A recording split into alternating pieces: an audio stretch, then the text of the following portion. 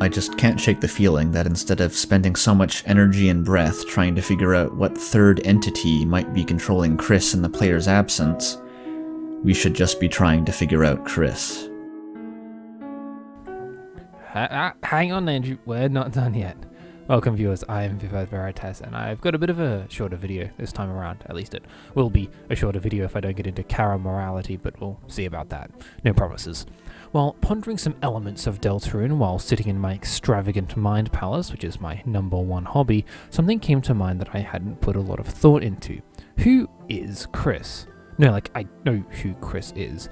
More so, who is Chris in Undertale? I don't mean is Chris literally Kara or literally Frisk who's grown up, because those theories, with all due respect, are bad. If you know anything about me, you should know I almost always talk in metaphor and theme, and nothing is ever literal. Who is Chris meant to represent from Undertale, and why the hell do I care about this? Well, at its very core, the reason is because Chris is special for a lot of reasons. Being the only human in Hometown is very reminiscent of being the only human in the Underground, and we've already seen how that one goes. Of course, Hometown wasn't originally meant to be filled with monsters, but the fact of the matter is that it is now, so whatever is happening in this regard is clearly an intentional choice. Chris being the only human in Hometown is intentionally very reminiscent of being the only human in the Underground, much like Kara originally was. The fear or hatred towards humans doesn't seem to exist in Hometown, but there's still a very clear sense of othering that Chris has experienced, whether that's wearing plastic horns to be more monster-like, or Toriel needing books to learn how to take care of them. It's clearly not easy for anyone, and I think by understanding this aspect of Chris and examining similarities between their struggle and situation, and the struggles and situations of Frisk and Kara, we might be able to understand them a bit better, and of course, the games that they're in. Obviously, our two main suspects, and the only ones I'll be seriously considering because all the others are accounted for, aside from Muffet and So Sorry But Ticker, I'm not getting into that, are Frisk and Kara. The community response reflects this. Many, some could say too many, theories initially assumed that Chris was simply grown-up Frisk, or that there was some kind of combination of both Frisk and Kara. By the way, I know Kara just means character, and the name of the original fallen human could be anything, but I'm using Kara because it's described as the true name because Toby is meta and smart and I'm lazy. Without further ado though, let's jump into our lineup. Join me, won't you? Let's start with Frisk first. What are the literal similarities? Well, the obvious one is that they're a character we control in both games. They have a red soul, which seems to be a defining aspect of being a protagonist, even if you don't subscribe to any kind of color theory like me. They wear a striped shirt and have yellow skin, and yep, that's about it. They both have a lot of interactions with people, but we know precious little about the actual personality of Frisk outside of is probably around 10. Frisk feels much more like someone like Ness, a somewhat silent protagonist in a game with a lot of humorous narration and NPCs. Chris, on the other hand, is more of an older teenager, probably around the age a lot of the audience were when they first played Undertale, and seems to have their own opinion, ideas, and agendas. Also, their names are kind of similar. I guess that counts for something, right? Well, what about the thematic similarities? In what way do they move the story and themes of the game forward? They both certainly are the vessels for us learning about their respective worlds due to the nature of their protagonism, patent pending. Frisk finds kindness and merit in the hearts of the monsters, many of whom were trying to harm or kill them, and Chris indulges in the escapism and control that is characteristic of the worlds they encounter. However, that's hardly something special. They are protagonists after all, and if all we're looking at is that the protagonist engages with the themes of the story, then we really can say that Chris is the knight. The ways in which they engage with these themes are significantly different, however, and this is obviously going to be a pretty big sticking point for me. This is mostly because of how unique the relationship is between us and Chris. Rather than treating Frisk as the exception, rather than just being how most video game protagonists work, it's best to consider Chris as the outlier here. Despite this, there are still some big points that we can discuss. Frisk very much goes along with what we and the other characters desire, while it's very clear that Chris has a lot more agency and decide to fight against the rules and situation that they found themselves in. Poetically, this makes them reinforce the themes even more due to their desire to break out of them. How beautiful. Chris also has the benefit of a supporting cast to flesh out their place in the world, where Undertale feels much more like a solitary journey, despite the friends that you make along the way. Well, I'd say we've broken pretty even for Chris and Frisk. How about we look at everyone's favourite child who definitely hasn't caused mass discourse every time that they're mentioned, Kara! In terms of physical characteristics, we're on about the same level as Frisk here. Shirt is the same, but from what we've seen of Kara, it seems like they're a bit more rosy-cheeked and pale than Chris is. However, probably the biggest point in support of the Kara hypothesis is the fact that, well, Chris is siblings with Azrael, as well as being the adoptive human child of Azrael and Asgore, much like Kara was in Undertale. There are obviously some small differences in this regard, but it's pretty damning how Chris is essentially meant to represent Kara in this family dynamic at the very least. The personality, well, we can tell that they're both pranksters with a penchant for frightening people and a love of chocolate and knives, but we don't know much about Kara outside their relationship with Azrael, and we don't know much about Chris's relationship with Azrael, so it's a bit hard to find similarities there. We do, however, know that both Chris and Kara seem to have a great deal of fondness for Azrael. We also don't really know that much about Chris at the end of the day. Do they hate humanity? Would they do anything for their friends' freedom? Only time will tell. With the added evidence of the family and limited personality similarities, we can go into the thematic analysis a bit more comfortably.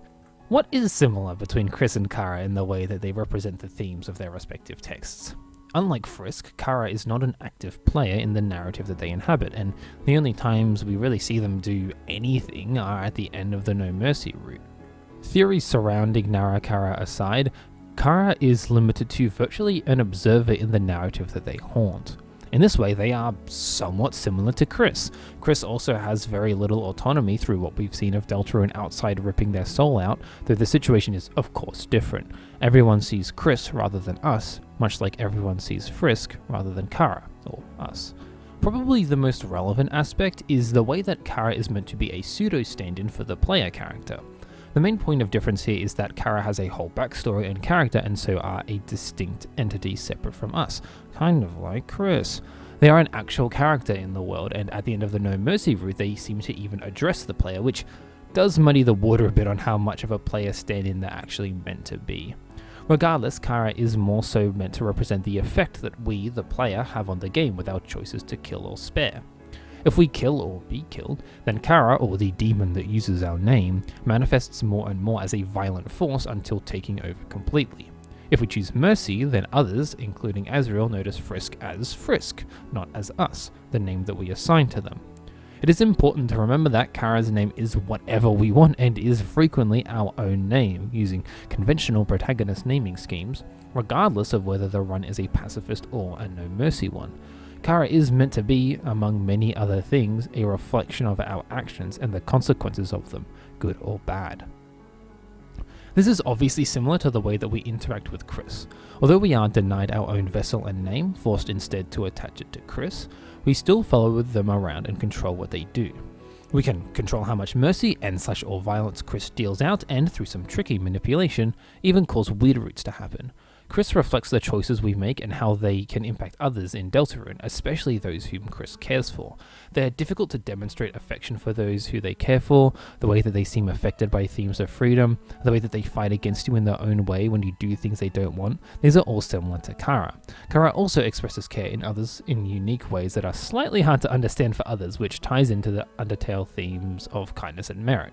Somewhat surprisingly, Kara views the Deltarune thesis of freedom and control as important as well, whether that is over you or over others, and especially at the end of the No Mercy route when you try to rebel against them, which leads even more similarities between the way that Chris and Kara have similar outlooks while still engaging with the themes of their respective texts in similar ways.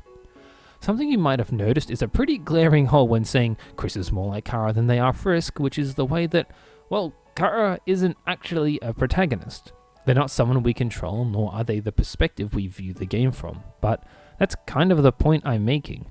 Chris isn't really either, at least isn't in a very similar way to Kara. Both for us and Kara, we are interpreting this world that we are seeing through their perspectives and understanding. Even though Kara isn't a protagonist and we don't control them, we still have an incredibly similar relationship to Kara as we do to Chris, the thematic evidence of which I've hopefully made very clear. At the end of the day, Chris and Kara simply have so much more interesting to say about the narratives that they are part of, as both a part and a reflection of the themes of the text. Frisk doesn't really do much outside of being controlled by us, so it's hard to really give them much thematic onus. The themes just kind of happen to them, while we're the ones responsible for driving them through it all. Kara's, character has so much to say about merit, those who deserve it, and when to extend it. Although Flowey acts as the individual who we extend kindness to regardless of how good he is, or murder if it's the no mercy route, Kara is seen as the vague individual who, although Azrael once cared for them greatly, has some incredibly complex and grey morals for a literal child. Some could say that this oddly advanced morality is an effect of Kara meaning to be a stand-in for the potential player, who even if they do a no mercy run are likely to do several other runs. After the True Pacifist run, Flowey even pleads with us/Kara to not reset the world, to let others live in peace. By forcing us to understand the full ramifications of the sins we could commit and perhaps have already committed, we instead reflect on ourselves. If we are meant to represent Kara, the person that Flowey, the antagonist for the entire game up to this point, is begging and appealing to, then where does our forgiveness lie? Do we forgive ourselves and by extension Kara, extend the same kindness we have given to others in this world? What dangers would we invite if we forgave ourselves for a no mercy run or for resetting a True Pacifist run? Does Kara, do we even want forgiveness? By forgiving Kara, we are essentially consigning ourselves to a fate of loneliness. Frisk can enjoy their happy ending, and although we may allow forgiveness, we still must pay the price. We watch from a distance, allow them to have their ending as we have ours, forgiven, alone, at peace with our actions, and refusing to allow a lapse. As this is the ending of Undertale, this is how it ends. It's up to us to find forgiveness, no matter how long it takes. At the end of the day, the only person who can give kindness to Kara is us. This compares interestingly to what Chris's character is and how it interacts with the theme of freedom and choice that seem to exist in Deltarune. Although numerous characters, from Noelle to Spamton, seem to struggle with freedom in some way, we generally bring them some kind of closure, or make it much, much worse if it's the Snowgrave route. Chris stands out starkly as someone who, by nature, we cannot give freedom to. Some could say that it is this odd interaction of freedom and control is an effect of Chris never being meant to be a stand-in for a potential player, who may well do many different types of runs of the game. Susie and Ralsei give Chris and us reasons to both cooperate and rebel against each other and the directions it seems like the story is pushing us towards, but at the end of the day, neither of us really have a choice. Well, that's a bit wrong. Chris doesn't have a choice for whatever reason. Although they can break out of our control by tearing the soul out, we don't really know how sustainable this is or how it even really works. We do have a choice though, if we consider that one of the options is not playing the game. Many people, when realizing how Chris feels about us and that the feeling is not an overall positive one, were racked with guilt over their actions. Others did the Snowgrave route, so we're clearly not all angels. The point is, there is always an option to stop hurting Chris, if it is indeed something that they do not want. Unfortunately, much like the rest of their emotions, what Chris wants is kind of irrelevant to the story, at least at this stage. Much like Kara, Chris is along for the ride, unable to, for better or worse, sever themselves from us permanently. At the end of the day, the only person who can give freedom to Chris is us. At this stage of Deltarune's non-completion, the only way to give Chris freedom is to not play the game. The eerie similarities between this and Kara's situation, that is the only way to give Frisk and the others kindness, and by extension Kara, is to not play the game, is the final pin in my argument. It's almost guaranteed that there will be a resolution to Chris's freedom in some way, and I don't think playing Deltarune makes you a bad person in a very similar way that resetting a True Pacifist run doesn't make you a bad person. If you do it though, you are the final arbiter of the themes of Undertale and Deltarune, which is precisely what makes these games so good. You have such a significant thematic weight as a player, and it makes you care so much more about the characters inside of the game like some kind of twisted joke. And that's the funny thing about all of this. With an understanding of the themes of these games, the only real evidence I ever need to present to say that Chris is a stand-in for Kara is to say they wear the same shirt and fill the same role in the Dreamer household, but there's so much added hidden complexity with the way that they both interact with us and the soul of the game. They are the soul of the game in many ways. The real curse of being the protagonist goes far beyond whoever we control.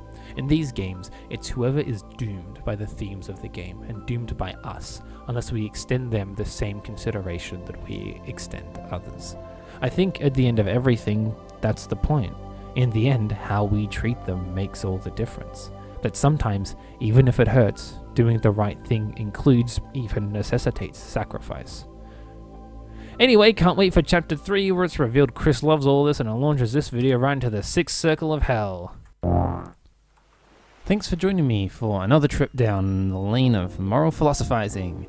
I hope this video doesn't come off as preachy or pretentious, but it is a Deltarune analysis video, so maybe that's just inevitable.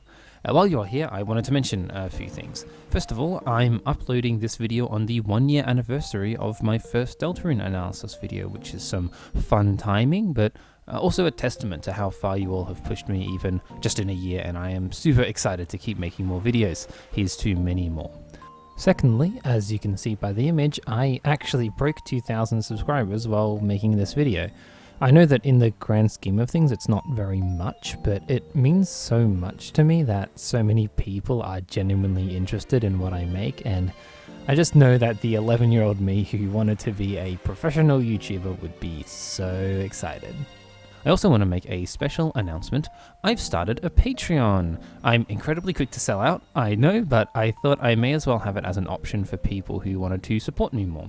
At this stage, I've just got 2 tiers since there's not much I can provide, but if you like things like seeing your name in the credits, seeing scripts and video work early, and seeing polls that you can vote in to decide on what I make, then check it out. So much seeing.